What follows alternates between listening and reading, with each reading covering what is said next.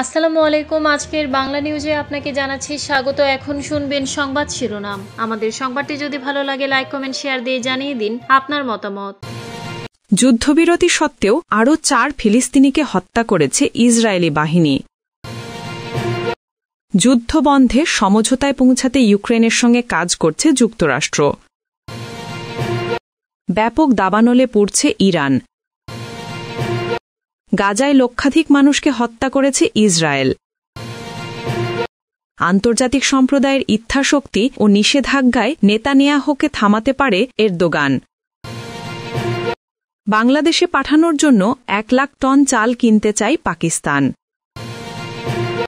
যুদ্ধবিরতি সত্ত্বেও আরও 4 ফিলিস্তিনিকে হত্যা করেছে ইসরায়েলি বাহিনী। গাজায় যুদ্ধবিরতি কার্যকর হওয়ার 60 সপ্তাহ পরও ইসরায়েলি বাহিনীর হামলায় অন্তত 4 ফিলিস্তিনি নিহত হয়েছেন। এছাড়াও বেশ কয়েকজন আহত হয়েছেন। এদিকে একটি ফিলিস্তিনি সশস্ত্র গোষ্ঠী যুদ্ধবিধ্বস্ত এই অঞ্চল থেকে আরেকজন বন্দীর মৃতদেহ উদ্ধারের ঘোষণা দিয়েছে। সোমবার নিহতদের মধ্যে ছিলেন দক্ষিণাঞ্চলের বানি সুহেলির এক ফিলিস্তিনি ব্যক্তি, যাকে ইসরায়েলি ড্রোন হামলায় হত্যা করা হয়েছে। ঘটনাস্থলটি ইয়ালো লাইনের বাইরে, যেটি ইসরায়েলি বাহিনীর নিয়ন্ত্রিত এলাকায় অবস্থিত।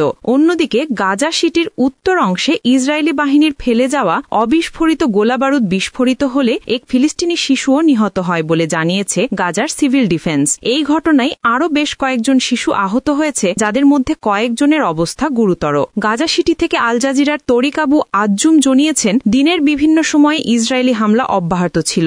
উত্তর ও দক্ষিণ উভয় অঞ্চলে আর্টিলারি হামলা, বিমান হামলা এবং হেলিকপ্টার হামলার খবর পাওয়া গেছে। বেইত লাহিয়ায় ইসরায়েলি গোলাগুলি ইয়োলো লাইনের বাইরের এলাকায় আঘাত হানে। দক্ষিণে রাফাহের উত্তর পূর্ব অঞ্চল এবং খান ইউনুসের উপকণ্ঠে ট্যাঙ্ক ও হেলিকপ্টার হামলা চালানো হয়। গাজার মাঝামাঝি অঞ্চলে সিভিল ডিফেন্স, পুলিশ ও রেড ক্রসের সহায়তায় মাগাজি শিবিরের ধ্বংসস্তূপ থেকে একটি পরিবারের 8 জন সদস্যের মৃতদেহ উদ্ধার করা হয়েছে বলে জানিয়েছে ফিলিস্তিনি সংবাদ মাধ্যম ওয়াফা। তাদের বাড়িটি আগের এক ইসরায়েলি হামলায় বিধ্বস্ত হয়েছিল। যুদ্ধবন্ধে সমঝোতায় পৌঁছাতে ইউক্রেনের সঙ্গে কাজ করছে যুক্তরাষ্ট্র।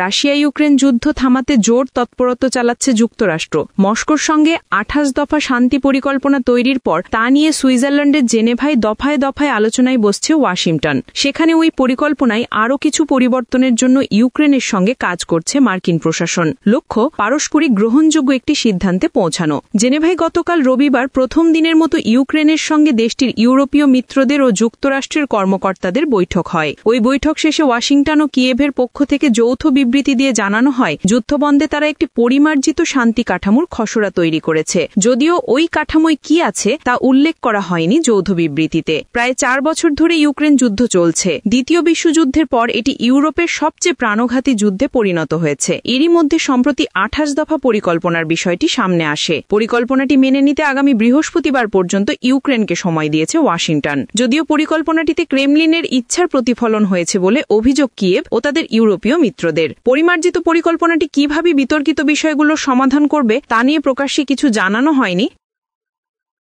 ব্যাপক দাবানলে পড়ছে ইরান। ইরানের মাজানদারান প্রদেশে দেখা দিয়েছে ব্যাপক দাবানল। দেশটির ভূগর্ভস্থ পানির স্তর নিচে নেমে যাওয়ায় কিছুদিন ধরে ব্যাপক খরা চলছে ইরানে। এই পরিস্থিতির মধ্যেই গত 7 দিনেরও বেশি সময় ধরে পড়ছে মাজানদারানের হিরোকানিয়ান অরণ্য ও তার আশপাশের অঞ্চল। এই হিরোকানিয়ান অরণ্যটিকে জাতিসংঘের ইউনেস্কো কর্তৃক ঘোষিত বিশ্ব ঐতিহ্যের অংশ। ফায়ার সার্ভিস এবং স্থানীয় লোকজন রবিবার এএফপিকে জানিয়েছেন, গত 1 সপ্তাহের চেষ্টায় আগুনের 80% নিয়ন্ত্রণে আনা সম্ভব হয়েছে। ফায়ার সার্ভিসের কর্মকর্তারা আরও বলেছেন, হিরোকানিয়ান অরণ্যের এই আগুনের উৎপত্তি প্রাকৃতিকভাবে নয়, বরং মানব সৃষ্ট কারণে হয়েছে। কাস্পিয়ান সাগরের ইরান অংশের তটরেখা তার সংলগ্ন পাহাড়ি অঞ্চল জুড়ে বিস্তৃত এই হিরোকানিয়ান অরণ্য। জাতিসংঘের শিক্ষা, বিজ্ঞান ও সংস্কৃতির প্রসার সংক্রান্ত অঙ্গ সংস্থা ইউনেস্কোর তথ্য অনুসারে এই অরণ্যের বয়স কমপক্ষে 2.5 থেকে 5 কোটি বছর এবং এটি বর্তমানে বিশ্বের সবচেয়ে বেশি প্রাণী বৈচিত্র্যে ভরপুর অরণ্যগুলোর মধ্যে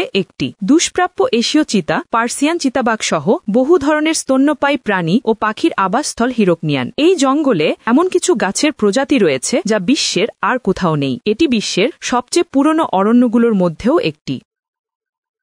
গাজায় লক্ষাধিক মানুষকে হত্যা করেছে ইসরায়েল। গাজায় যুদ্ধে ফিলিস্তিনিদের মৃত্যুর সংখ্যা নিয়ে এতদিন যা জানা গেছে, বাস্তব সংখ্যা তা আরও অনেক বেশি। জার্মানির ম্যাক্স প্ল্যাঙ্ক ইনস্টিটিউটের নতুন গবেষণায় এমন চিত্র উঠে এসছে। সোমবার এই তথ্য জানিয়েছে জার্মান সাপ্তাহিক পত্রিকা দি জাইট। গবেষকদের হিসাব অনুযায়ী যুদ্ধের প্রথম 2 বছরে গাজায় 99,997 থেকে 1,25,915 জন নিহত হয়েছেন। তাদের গড় হিসাব অনুযায়ী নিহত 1,12,006 জন। প্রকল্পটির কর্মকর্তা ইরেনা চেন বলেন, ঠিক কতজন মারা গেছেন তা কখনোই সঠিকভাবে জানতে পারব না, শুধু যতটা সম্ভব বাস্তবসম্মত অনুমান ভিত্তিক তথ্য দেওয়া হয়েছে। ম্যাক্স প্ল্যাঙ্কের গবেষকরা বিভিন্ন উৎস থেকে তথ্য সংগ্রহ করে একটি পরিসংখ্যানিক তথ্য তৈরি করেছেন। গাজার স্বাস্থ্য মন্ত্রণালয়ের তথ্য পাশাপাশি তারা স্বাধীন গৃহস্থ জরিপ ও সমাজ যোগাযোগ মাধ্যমে প্রকাশিত মৃত্যুর তথ্য সংগ্রহ করেছেন। এতদিন গাজার স্বাস্থ্য মন্ত্রণালয়ের তথ্য অনুযায়ী যুদ্ধের প্রথম 2 বছরে 67,173 জনের মৃত্যুর কথা বলা হয়েছিল। তবে জার্মানির এই প্রতিবেদনে বলা হয়েছে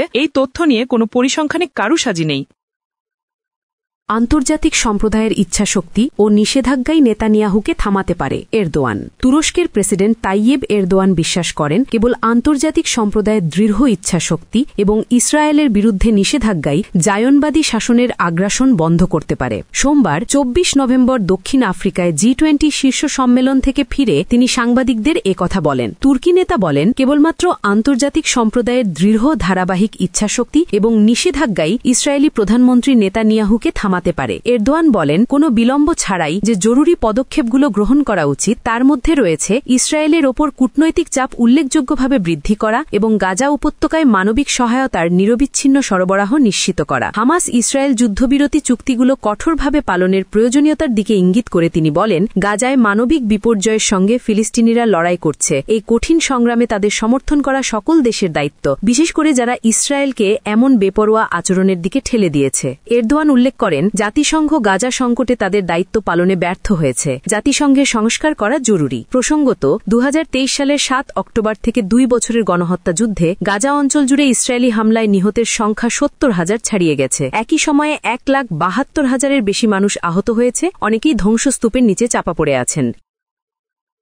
বাংলাদেশে পাঠানোর জন্য 1 লাখ টন চাল কিনতে চায় Pakistan. Trading corporation of Pakistan বাংলাদেশে সরবরাহের জন্য 1 লাখ টন চাল কেনার জন্য একটি দরপত্র জারি করেছে।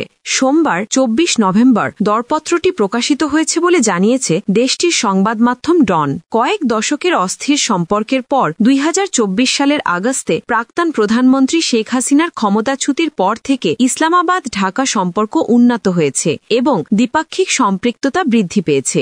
জারি করা টিসিপির টেন্ডার অনুসারে মূল্য প্রস্তাব জমা দেওয়ার শেষ তারিখ আগামী 28 নভেম্বর। এতে বলা হয়েছে, করাচি বন্দর দিয়ে ব্রেক বাল্ক কার্গো আকারে বাংলাদেশে রপ্তানির লক্ষ্যে 1 লাখ টন লম্বা দানার সাদা চাল IR6 কেনার জন্য কোম্পানি, অংশীদারিত্ব এবং একক মালিকদের কাছ থেকে পৃথক সিল করা দরপত্র আহ্বান করা হচ্ছে। দরপত্রে আরও বলা হয়, চাল পাকিস্তানের সর্বশেষ ফসলের মজুদ থেকে সরবরাহ করা উচিত। কোনো অপ্রীতিকর গন্ধ, ছত্রাকের চিহ্ন, বিষাক্ত আগাছার বীজ, পোকামাকড়ের আক্রমণ ছাড়াই মানুষের ব্যবহারের জন্য উপযুক্ত হতে হবে। বাংলাদেশ গত ফেব্রুয়ারিতে 50,000 টন চাল আমদানির মাধ্যমে পাকিস্তান থেকে বাণিজ্য শুরু করে। গত মাসে চীন সহ আঞ্চলিক দেশগুলোর সঙ্গে ঢাকার বাণিজ্য সহজতর করতে পাকিস্তান করাচি বন্দর ব্যবহারের প্রস্তাব দেয়।